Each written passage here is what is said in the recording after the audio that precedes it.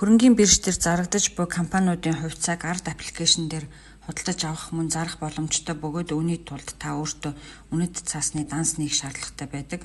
Энэ үнэт цаасны данс нээх хүсэлтийг ард аппликейшн дээр яаж үүсгэхийг зааж өгье. Та өөрийн ард аппликейшн руугаа ороод энд дугуйлж харуулсан нүүр хуудасны хөрөнгө оруулалт гэсэн цэс дээр дарахад мэдэгдэл танд үнэт цаасны данс байхгүй нь та данс нээх үү гэж асуусан энэ цонх гарч ирнэ. Тийм гэсэн улаан өнгөтэй товч дээр дараарай. Дансны мэдээлэл гэсэн хэсэг гарч ирнэ. Та хувьцааны ногдол ашгаа авах банкны дансны мэдээллээ энд оруулах ёстой. Ардын харилцах дансаа оруулж болно. Эсвэл өөр банкны дансыг бас оруулж болно.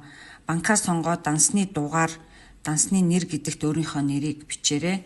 Ингээд үргэлжлүүлэх товчийг бол дарнаа.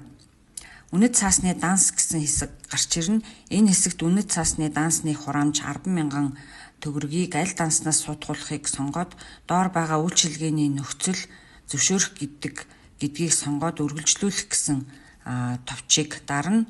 Гүйлгээ амжилттай гэсэн мэдэгдэл цонх гарч ирнэ. Окей гэсэн товчийг дарнаа. Үнэт цаасны дансыг үнэт цаасны төвлөрсөн хадгаламжийн төвөөс нээдэг тул дээрх хүсэлт өгснөөс хойш ажлын 3-5 хоногт нээгддэг.